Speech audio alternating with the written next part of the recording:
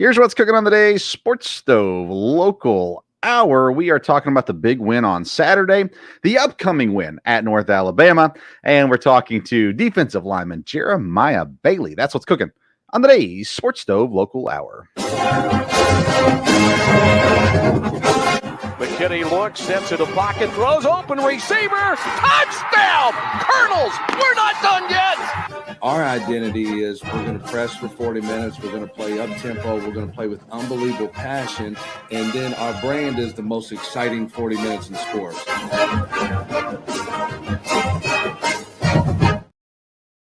Welcome in to an all-new edition of the Sports Stove Local Hour, presented by a brand new sponsor to us, Righteous Felon Jerky. Now listen, I know there is another jerky company in the area, and we have given ample opportunity for that company to jump on board. They have chosen not to, and Righteous Felon was excited to join the show. So let me tell you a little bit about Righteous Felon Jerky. If you want the purest jerky in the game, you got to go straight to the source. And Righteous Felon has partnered with the best natural black Angus beef producers in the land to lock up supply and guarantee the best tasting, the best textured, and the freshest beef jerky on the market. And Righteous Felon is offering the Sports Stove listeners 15% off if you use the code STOVE15, STOVE15 at righteousfelon.com. And my personal favorite is the Baby Blues. It's a barbecue. It is really, really good. They got a walking taco beef stick, by the way. That's really solid as well. They got teriyaki. They've got everything spicy, non-spicy. They got some turkey stuff in there too. And I'm telling you, the texture is my favorite thing about Righteous Felon. Hopefully, we're going to get some in the mail before too long as well, so Ryan can try it out. There are some in local establishments, by the way. All your Pilots and Flying J's have it now. Some other places too, but you don't get the 15% off there. So go to righteousfelon.com, use the code STOVE15, support the show, and get yourself some beef jerky along the way as well. I'm your host, Vince Stover, joined by Ryan Jackson. Ryan, how you doing, man? I'm doing all right. What's up? I'm having a great day. A great day. Speaking of great days, how about Saturday being a great day? Because not only did you get the win, not only did you get to see some of your pals get extra playing time and produce, but you, my friend, had a career day. One person posted it as 3 sacks, and we'd love to give you that full 3, but the stats say 2.5. And by the way, my wife said, she goes, how do you get a half a sack? I said, well, and I explained it to her. All was good. But 2.5 sacks, what, 7 tackles, I think? They're saying 7 tackles. I'll take whatever stats they give. Heck of a game, though, man. How did it feel? What were you seeing out there? It was a heck of a game. A good atmosphere, great crowd. It was just awesome. I don't know. The game kind of went slow at the start for us. We were kind of not in the right positions. We weren't communicating all that well. But then we started picking it up towards the middle half to the end of the game. And it was just one of those games where you couldn't stop believing. Like, we were in this one. We got this one. We don't want to be in this scenario where we were last week. And it was just one of those games where you kept pushing, and we finally broke the seal. Finally got ourselves a win. It was good for the whole team, a good confidence builder for everybody. It was just kind of a weight lifted off our shoulders. For me personally, I thought I was seeing their defenses really well. We got a lot of passes that game, so we had a good chance to tee off on them. But we had shut down the running game. That was the big one that led to most of the passing for us. And I just loved seeing people make their moments. That was the one thing that I think we had been lacking, was just big plays, big moments, big energy, just excited stuff. So I'm glad that happened in this game. Definitely. Now, I want to, before we get to the positives, let's get the negatives out of the way. And there aren't a whole lot of negatives to talk about. 0-17 with 2:32 to go in the first quarter. They got up on you 17 points. And one of the reasons why was that kickoff or the punt, right? It was a kickoff.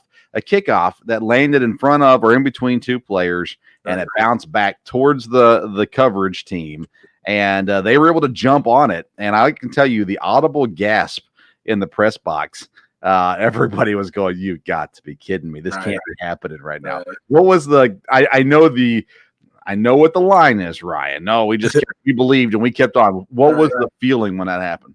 When stuff like that happens, they obviously suck, and you more feel bad for the person who's in that position. Right. I didn't. We're all sitting on the defensive sideline trying to make our adjustments and not saying we're not paying attention to the game, but that part is something we're not fully locked in on sometimes. And when next thing you know, your defense up, you're like, oh my goodness, we got to scramble.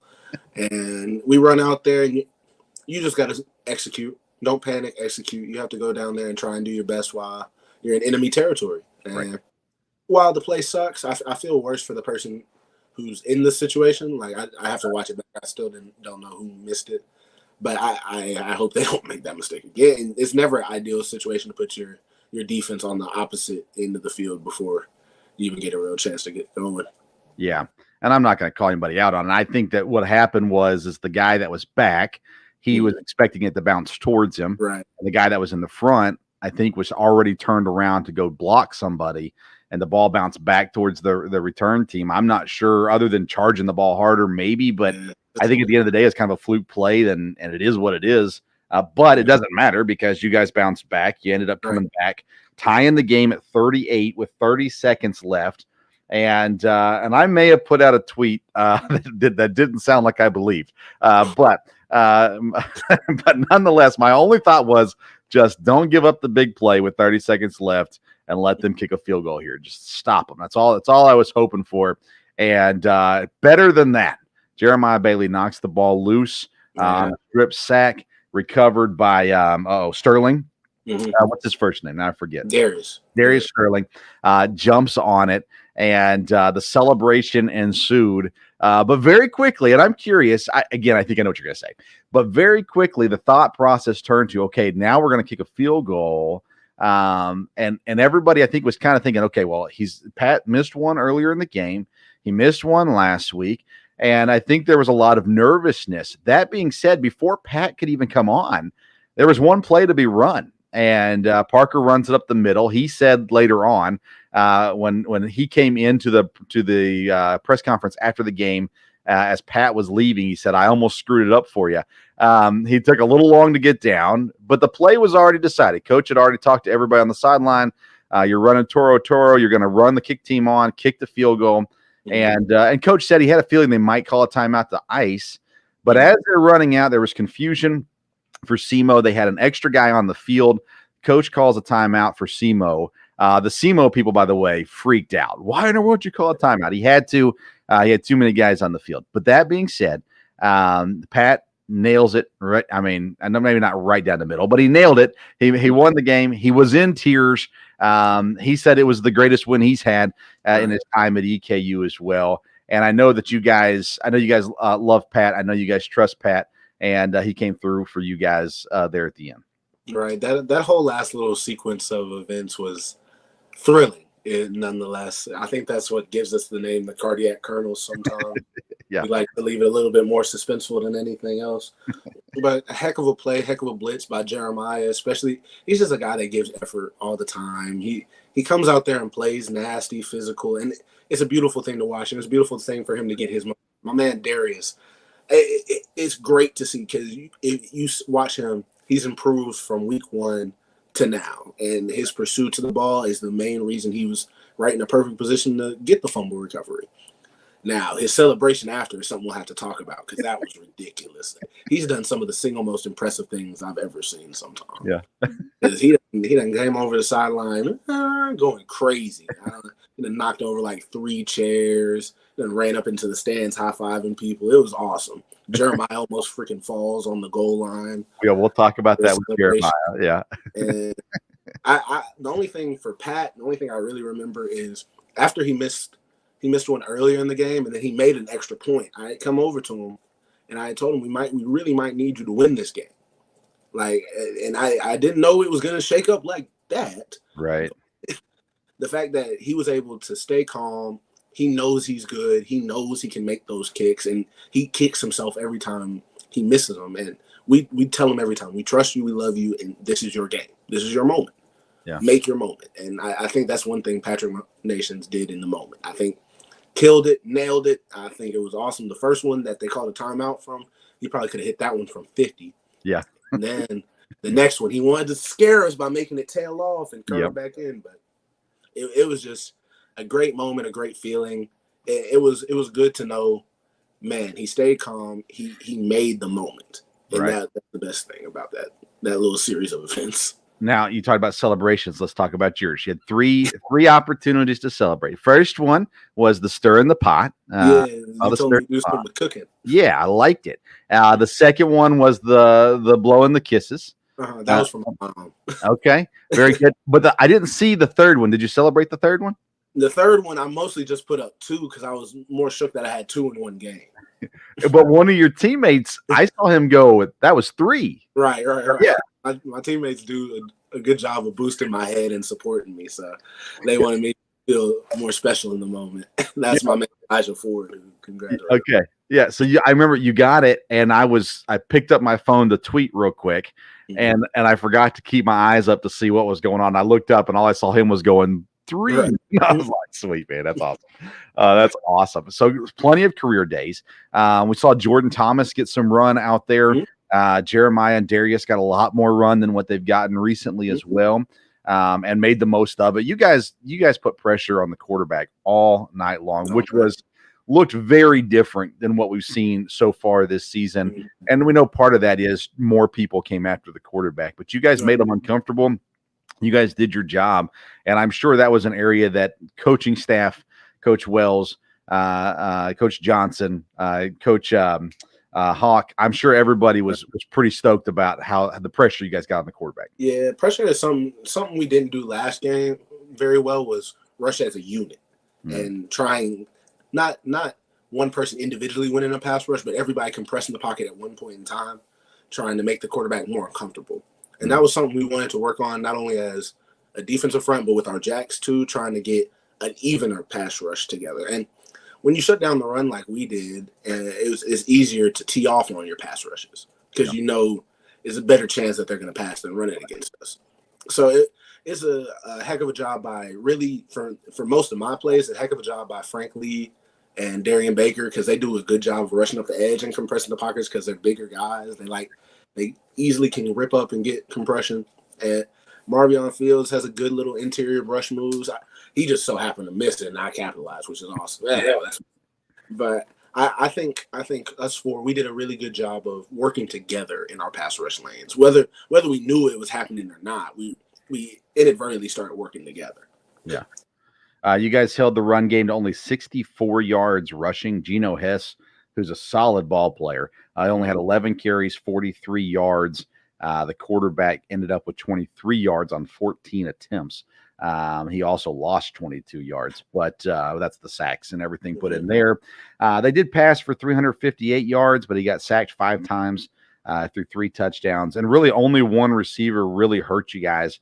Demario Vick, he had 11 catches, 135 yards, and 2 touchdowns.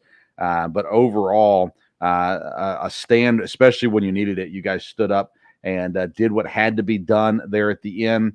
I'm looking real quick to see Jacob Horn got his first touchdown as a Colonel, first catch as a Colonel as well, all in the same play. He caught another one. Also, Jalen Burbage had his best career yardage game as well. So a lot of positive things going on. Braden Sloan ran for 122 yards. Josh Carter for 69 on only 6 carries. That's an 11.5 average. And Parker ran for 81 yards also. So it was the most balanced game we saw on offense, and by far the most fun game we've seen this year as well. And we'll talk about North Alabama, which was a shootout last year. We'll talk about that one in the moments to come. We're going to take a quick break, and when we come back, we're going to be joined by Jeremiah Bailey. But first, let's hear a word from All Around Roofing. Does the exterior of your home need a facelift? All Around Roofing has you covered. All Around Roofing is a locally owned company servicing Madison County and all of Central Kentucky. From roof repairs and replacements to gutters, siding, windows, soffits, chimney flashings, and more. All Around Roofing provides quality work and friendly service that will leave your house looking great.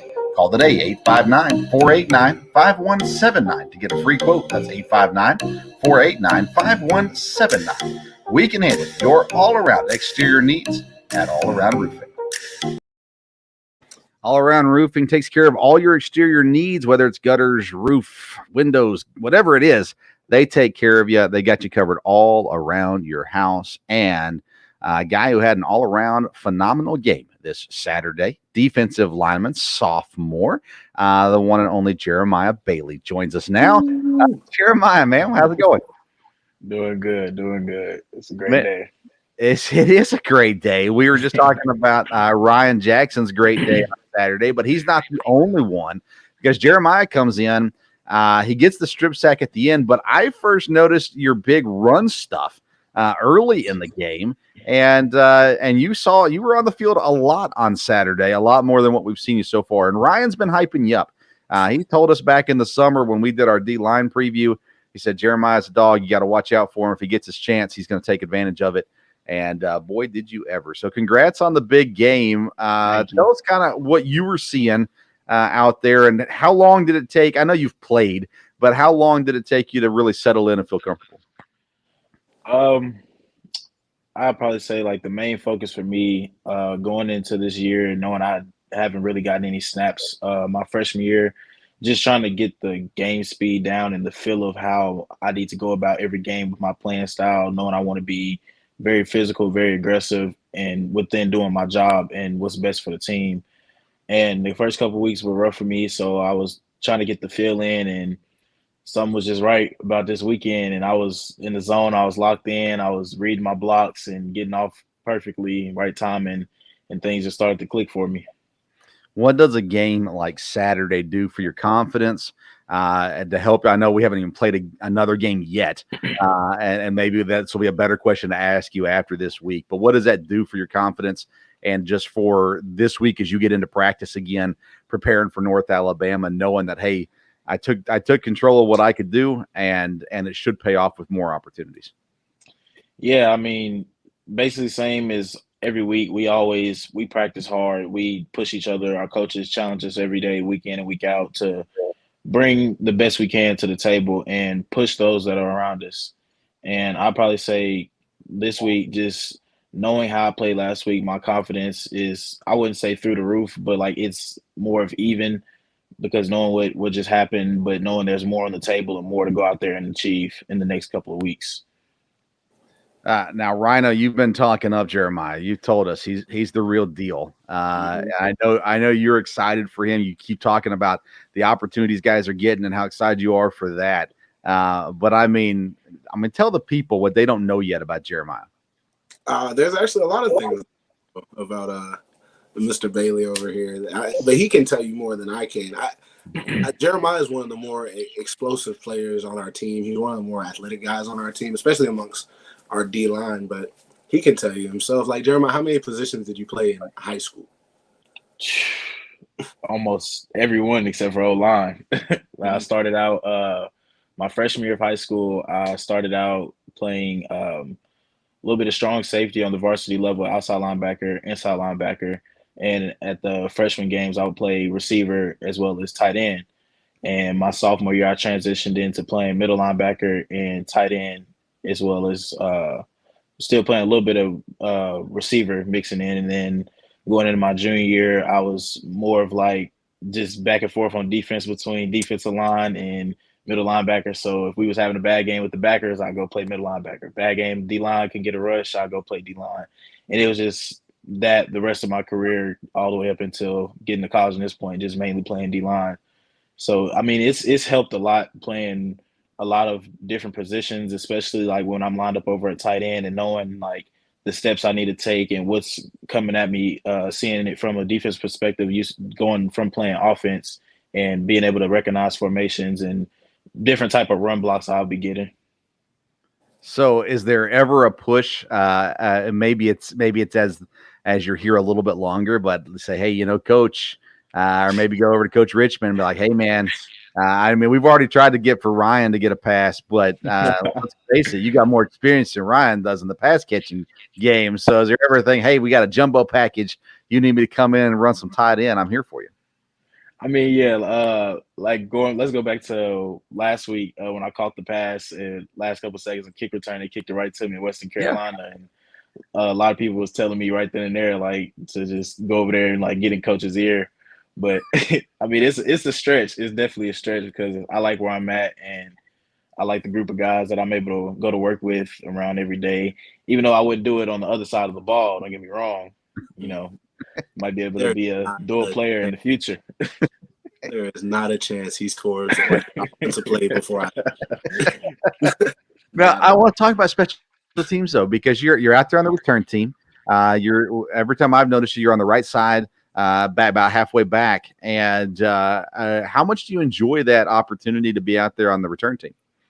Oh man, it's definitely an experience because one, you are the biggest thing, heaviest thing on the field at the moment. And so it's like it's a different type of mentality you have to have. It's more of controlled aggression because my job mainly is to get the number one, which is sometimes the contained player, or the number two who's coming straight to the ball sometimes for most kickoff teams. And it's definitely different having to be able to drop back and come forward and be able to slow people down and be able to work in space. It's definitely different, but I like it. It's real fun. It's especially when I get my hands on people, that's when the mismatch starts and I get to have my way with them.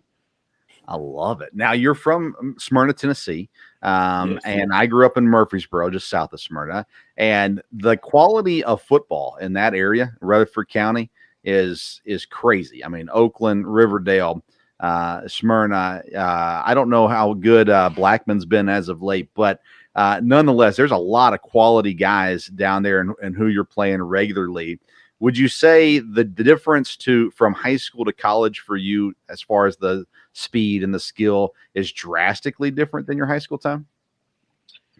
I probably wouldn't say drastically, but I would definitely say there is things like my first week when I was getting here and talking to Ryan, and we were having our OTA practices over the summer, and just like the ball speed of the snap and how fast everything was, it's definitely different. But what I'd say it's a lot easier to get down under control coming from playing in a like high football level type of community in Rutherford County. Ryan, what do you got for Jeremiah? Well, other than the fact we played competitive football in Possumtown, Tennessee, too. Just have to add that Jeremiah. Another thing y'all should know, he's a little bit of a mama's boy, just like me. So I have to ask, because I have some crazy stories with my mom when it comes to football and stuff I usually couldn't do or could do. I just have to ask Jeremiah, you got any good stories? I got a lot. I'll probably say the craziest one I do have. It was when I was a real little boy. I wasn't able to play football. My mom didn't want me to. She said it's too rough. I get hurt, whatever. Typical things. Moms don't want their babies to get hurt. So I would actually take the little stadium seats, the cushions, and stuff them inside of my shirt and run around and like pretend to play football in front of the TV screen whenever NFL was on. And so she actually signed me up one year. I was playing for the Laverne Wolverines back when they were the Wolverines, now they're the Crimson Tide. And I was at my first day of practice and we were hitting. And boy, she didn't take me to that practice. My uncle did. And boy, I did not want to get out that car. I was terrified. I was scared to hit. You would never think this, but I was so scared. I was crying. I was terrified. I was scared to play football. My mama came all the way from work. She used to work 40 minutes away in Brentwood, and she came over there and towed my butt up in the parking lot, made me go practice, and I've been playing ever since that day. That's incredible. That's incredible. Now, this has nothing to do with anything else that any of our listeners. Oh, did we lose him? Oh, there he is. I can hear you now. Okay, so Laverne's not the Wolverines anymore? No, they actually switched to the Crimson Tide. Actually, when I was in my last year of rec ball at Smyrna, we had scrimmaged them, and I was told we were playing Laverne. So I'm like, okay, I know a couple guys, Laverne Wolverines. I used to play there, whatever. And they come in and they're red and gray. They've got the Alabama elephant on there. I'm like, whoa, like, what's going on? And that's when they informed me, like, yeah, we switched to the Crimson Tide. I was like, wow, that is crazy. That's why I've actually got the jersey. Actually, is hanging up. I don't know if you can see it. It's folded up, but it's back there. I wore it number 10 when I played for All-Star game with them with the Laverne. Interesting. Well, like I said, our listeners probably don't care about that, but that blows my mind. I didn't know that. Very interesting. All right. But at Smyrna, did you know Coach Wells's brother? Yes. We played Riverdale, I think twice or maybe 3 times in my career. And I didn't know actually who he was until we played them. And it was after the game. I remember he came up to me, and I remember he's real tall and he looks just like Coach Wells. And so I was confused because Coach Wells didn't tell me he was coming to the game. And I'm thinking it's Coach Wells. So I'm talking to him. I'm like, when did he get this tall? And then it just clicked, and I'm like, oh my goodness, this is his brother. And he looks just like him. But no, he's amazing. He's a real cool dude. We chatted it up. He was talking to me about my game. Real cool dude. I like Coach Wells' brother. Yeah, I know he had a big impact in Middle Tennessee. He was when I was in high school. I didn't go to Smyrna, but when I was in high school, that's where he was. He was at Smyrna, and then he's been at Riverdale. He was at Riverdale there for a while also. But I know he had a big impact there in that Middle Tennessee football scene as well. Back to what we're looking at ahead, though. Now we got North Alabama, and I'm going to talk to Ryan about North Alabama in a minute. But Jeremiah, give me your thoughts on what you're seeing from this team and what you're expecting from them this week. I know they came out last year, was real fiery off on offense, had a running back who transferred out, and they did a real good job and was effective in running the ball on us and getting in between the tackles, as well as throwing a couple deep shots in there and putting up a lot of points on us. I feel they'll try to get back to that, but I'm pretty confident in our run stopping defense after how we've been playing, and really hope we can get towards the position we were in playing against SEMO and really shutting down the run and making them open up the passing game to give our D-line and our front four a chance to get back there. And I believe we can and have another day like we did. We would love to see that. Rhino, anything else for Jeremiah? Nah, that's Jeremiah. That's my guy. I've known him since he was in 7th, 8th grade, somewhere in there. And I'm so proud of him. I'm just excited to see what else he can do. Well, Jeremiah, congrats on the great game this past week. And we know it's just the beginning. We're excited about what's ahead for this season and the rest of your career as well. And looking forward to continue to cheer you on. And appreciate your mother came and joined the show once last year, I think it was, at Mad Mushroom pregame show that we were doing, and got to talk with her a little bit as well. And but man, I'm cheering for you. I always kind of cheer a little extra for the Middle Tennessee guys that are in the locker room, and excited to see the success that you had. And again, I mean, you're doing it at multiple levels with the special teams, with the run defense, and the pass rush. Put it all together this past week. So congrats, man, on the great game. Thank you. He's Jeremiah Bailey. Hey, man, we'll see you on. Well, I won't see you on Saturday. I'll watch you on Saturday, but I won't be there. But nonetheless, we'll see you around, man. Thanks so much for coming on the show. Yes, sir. Thank you for the opportunity. Yes, sir. Jeremiah Bailey, defensive lineman there at EKU. Huge game this week, and excited for him as well. He is the recipient of our all-around roofing player of the game this week. We'd love to see his activity. There's options this week, though, Ryan. I mean, with Braden's offensive game, Frank Lee, his game, of course, Ryan's big game too. We're gonna give the imaginary award to Jeremiah Bailey, though. I was about to say, I'm gonna have to start putting up some crazier stats or something. You got to get the interception. You get an interception, it's all yours, man. Okay. All right, we're going to take a quick break. When we come back, we're going to look at North Alabama and what's ahead for this Saturday. With over 20 years of experience, Matt Schaefer and the good folks at locally owned IPM Pest and Termite provides pest control service for all of Central Kentucky's pest control needs. Whether you have a current pest control problem or want to prevent infestation from ever entering your home, IPM Pest and Termite offers maintenance programs that will help keep pests out of your home and provide peace of mind. So for dependable, reliable services that you can count on, get in touch with our good friend Matt Schaefer at IPM Pest and Termite today at myipm.com. That's myipm.com. Welcome back to the Sports Stove Local Hour. It is time to discuss our pest of the week.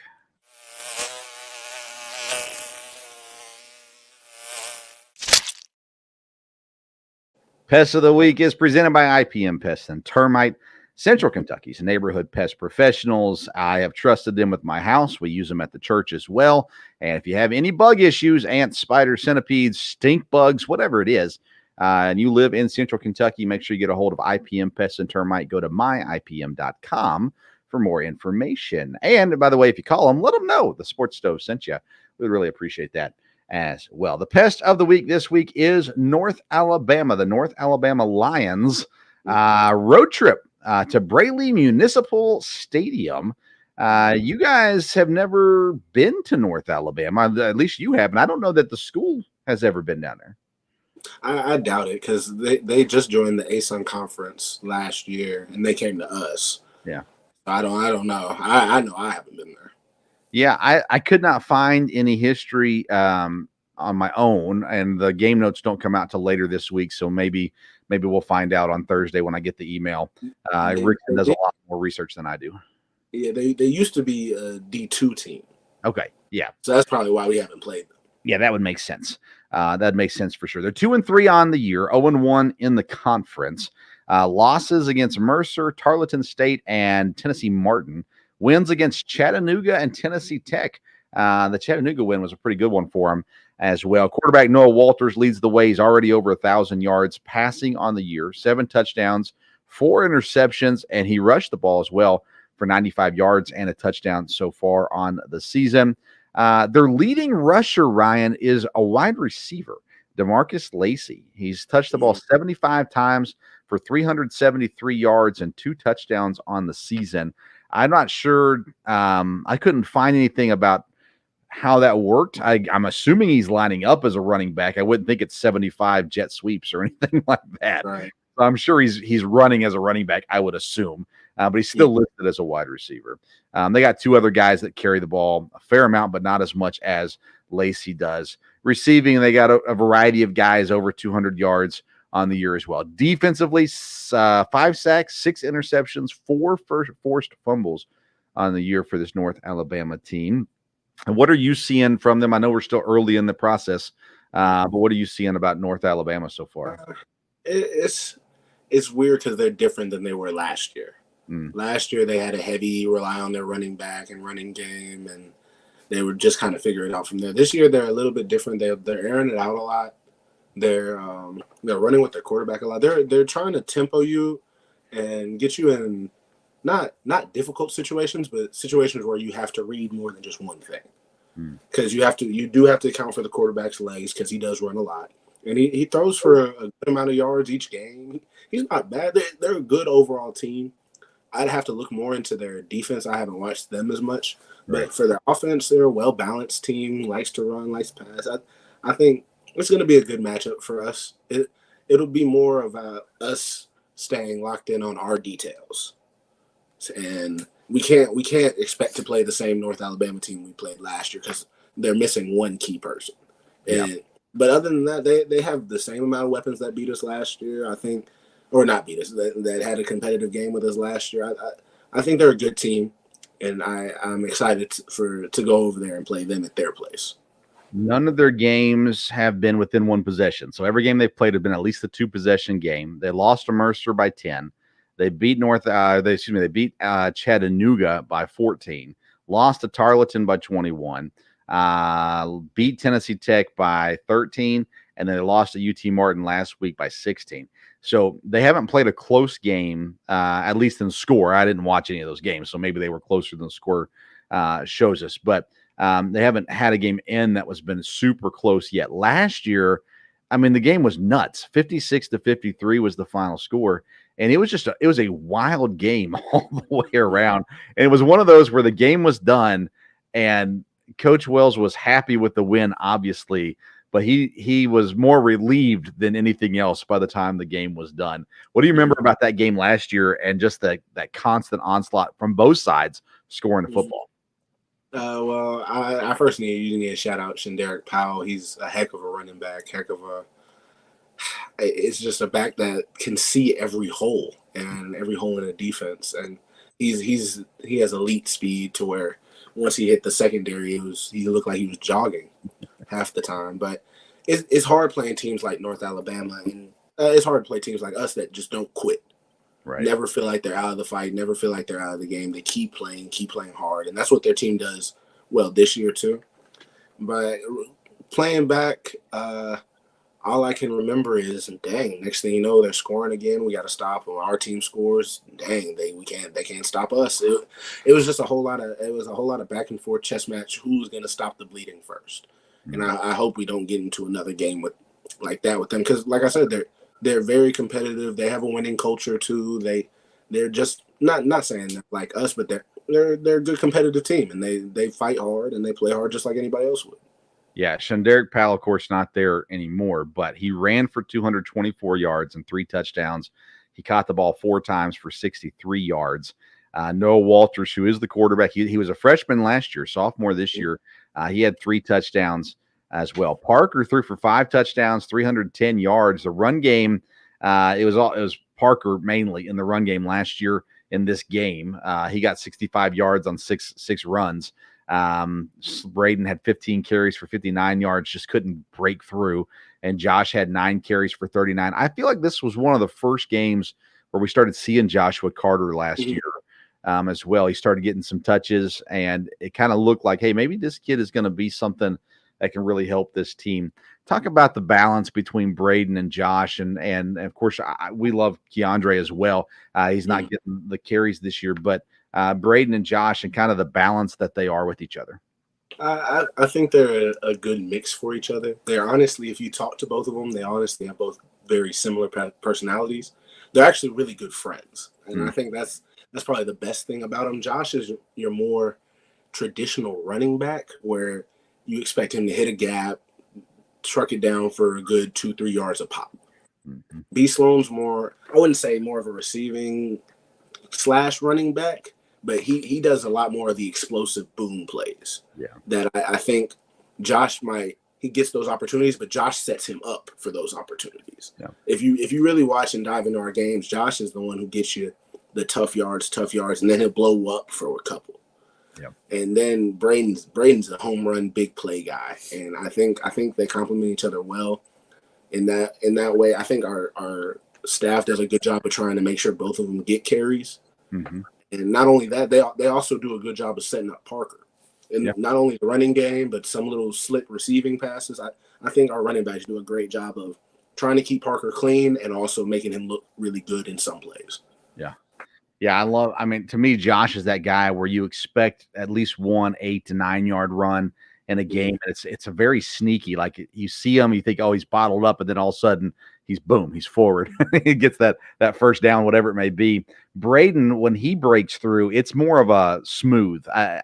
Not to say that Josh, it's not pretty when Josh does it, but Braden is just like, it's like one fluid motion. He gets the ball, and all of a sudden he's 40 yards down the field doing his thing for sure.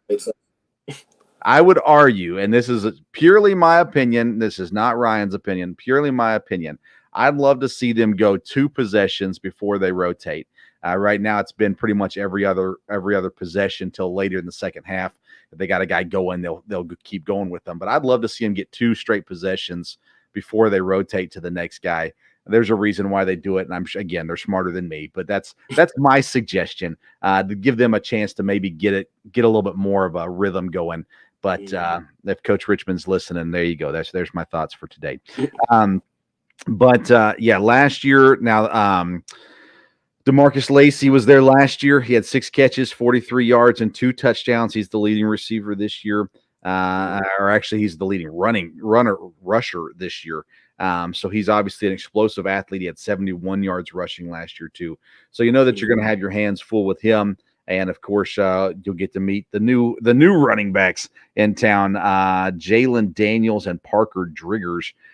Daniels has 3 touchdowns on the season, 16 touches. I would assume he's a power back, maybe goal line kind of kid, but that's just a guess from the stats. It's not a lot of carries, but 3 touchdowns on 16 carries. You'd think if he's a phenomenal player, you'd think he has more than 16 carries. So I'm assuming he's a power back. Do you know anything about him?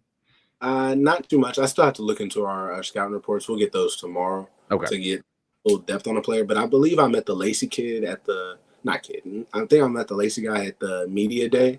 Okay. And he's a great guy, great athlete. And from remembering now, because he's number 5. I remember him.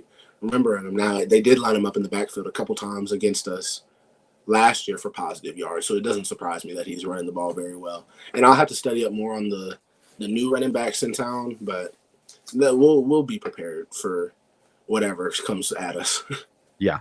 Yeah, and I know that, and Jeremiah talked about it too, but the run game has been so good, the run defense, especially when you look back to last year, the drastic improvement that has been made. And we've seen a new issue arise this year, but I know that coaches are working hard to solve that. Coach Wells has brought it up every post-game press conference with the deep passes, and we got to figure it out, and we got to get it going. And we did see Jordan Thomas get some playing time this week as well, and we've seen now a few different DBs get opportunities, so we'll continue to see that. I was told that hopefully Jalen Harrod will be back this week. He's been out injured. We know Jaden Bost is out for a while with injury as well. But overall, you guys have been able to stay healthy to this point in the season, knock on wood. Coach Wells hates me talking about that, so I won't talk very long. But yeah, I mean, this is a big deal. This will be first conference game for you guys in the year. Does that change anything? No, because we've always tried to take stuff one game at a time, one step at a time. It's just as big of a game this week as it was week 1, and this one is magnified because of a conference. But we don't. I think our team does a good job of not letting stuff like that distract us from playing, and we just go out there and play hard. We're ready to play 60 minutes. Like I said in the interview with the UK guys, we're ready to play 60 minutes with anybody. Yeah. Whoever shows up, we want to play. You guys first, I mean, it's not the first real road trip. Cincinnati was a real road trip, but this will be the longest you guys have traveled so far this season. So does that change the schedule at all for you guys this week? It doesn't really change the schedule. The one thing that will mess you up is they're in Central Time. So everything's an hour back from where we are at. So that's the only thing that if you're not ready for a time change, it'll jack you up. And if you sleep on the bus a little uncomfortably. Yeah. Well, that's a great point though, because the game time is 7. It says 7 o'clock. Is that 7 o'clock Richmond time? Okay, 6 o'clock. 6 o'clock. Okay, that's better than having to go at 8 o'clock your time, normal time. So okay, that makes me feel a little bit better for you guys. But man, you guys have played. This is to be your third 6 o'clock kickoff of the season, which is interesting. That you've got Gardner Webb will be a 6 o'clock kickoff as well. Well, actually, you got 8 o'clock, you got a 5 o'clock, 5 o'clock, and then 2 o'clock to close it out. That's crazy. A lot of using those lights. Yeah. Well, when the lights are bright, so are the players, right? Right.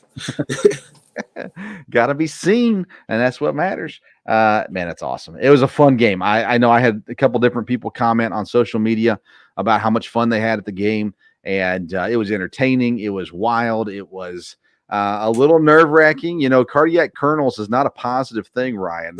We would rather it be a little smoother, a little bit less painful for us. Not painful. Painful is the wrong word. Anxious for us. Yeah. But hey, if it comes out with a W, we'll take it all day, every day. I had a wild weekend. So I had the EKU game Saturday night. Came down right to the end. Sunday, I'm a huge Packer fan. Sunday, the Packers had to come back down 17-0. Came back and won the game. It was exciting, needless to say. So it's been a good weekend football-wise for me at the very least, and my fandom that is there as well. But North Alabama, that's not a long trip. I would say that's what, 4 or 5 hours? I think it's a 5-hour trip. Okay. I think it's a 5-hour trip. And you drive right by home pretty much, don't you? Pretty much, yeah. We'll drive through.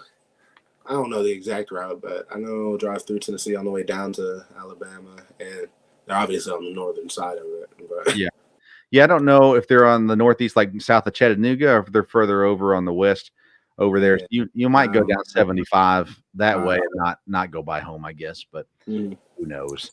And we've seen their stadium. I think their stadium is going to be real interesting to play on, because I don't know if they're schools that have purple, they just have too much purple sometimes. So it's just you purple. I know Central Arkansas. I hate that field. I think it looks absolutely ugly.